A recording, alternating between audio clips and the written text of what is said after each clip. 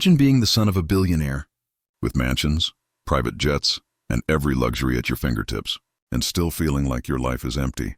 Now imagine, the person who changes your destiny forever isn't a teacher, isn't your father, but the maid's daughter, an 11-year-old girl with nothing but wisdom far beyond her years. Caleb Montgomery was born into wealth most people can't even dream of. His family estate in Connecticut looked like a palace. Tennis courts, vintage cars, chefs from Michelin star restaurants. But behind the marble walls, Caleb's life was falling apart. At 17, despite the best tutors money could buy, he was failing every class. Teachers gave up. His father, Harrison Montgomery, a ruthless billionaire CEO, was disgusted.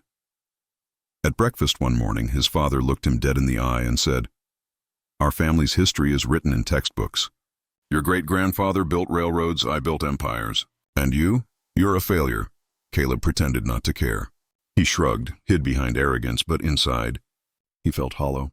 A prince with a kingdom, but no purpose. One evening, wandering the giant library, Caleb noticed a small figure in the corner. The maid's daughter, Clara May, just 11 years old, was quietly cleaning. But next to her, a book was open, Meditations by Marcus Aurelius.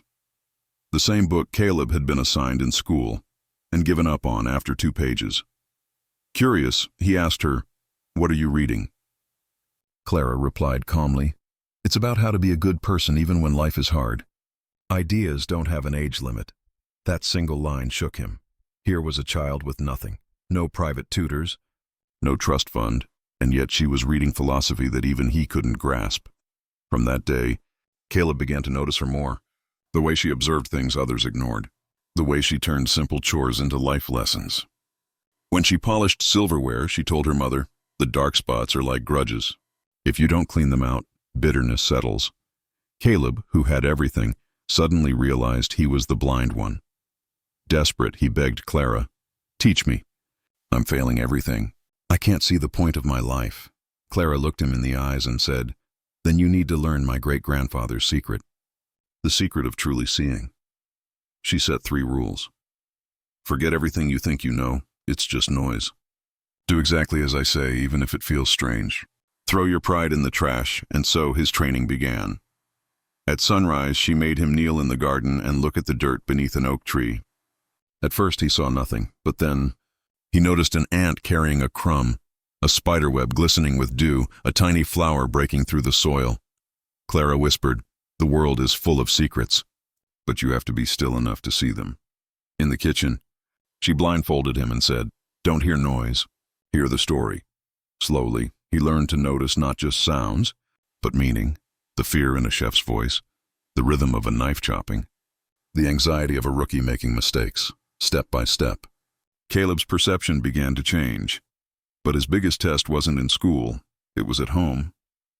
Clara showed him old photos of his father, a young man in a garage, hungry, exhausted, but burning with ambition. Harrison hadn't been born ruthless. He had been forged by a hard father who only valued success. Clara explained, "Your father doesn't hate you. He's just terrified. Terrified you'll waste everything he fought for. He doesn't know another way to show love." For the first time, Caleb saw his father not as a tyrant, but as a broken man, repeating the same cycle. And that realization cracked open something inside him. Empathy. With Clara's help, Caleb began to study differently, not memorizing, but connecting everything. History to politics, literature to science, physics to philosophy. Slowly, his grades rose. For the first time, teachers saw effort, not arrogance. Caleb felt alive. But when he finally passed his exams, his father accused him of cheating. The irony was brutal. The one time Caleb had succeeded honestly, his father refused to believe it. That night, Caleb told him calmly, "You don't see me, Dad. You only see a bad investment. But I'm done needing your approval. I didn't do this for you. I did it for me." It was the first time Caleb spoke with real strength. Then Clara revealed the deeper reason she had helped him. Years earlier, her uncle had worked for Harrison's company. He was framed for a massive security breach and fired in disgrace. Clara's family lost everything, but Clara believed he was innocent. Using the skills Clara had taught him, Caleb dug through company records. He uncovered the truth. It wasn't Clara's uncle. It was one of Harrison's trusted executives who betrayed the company.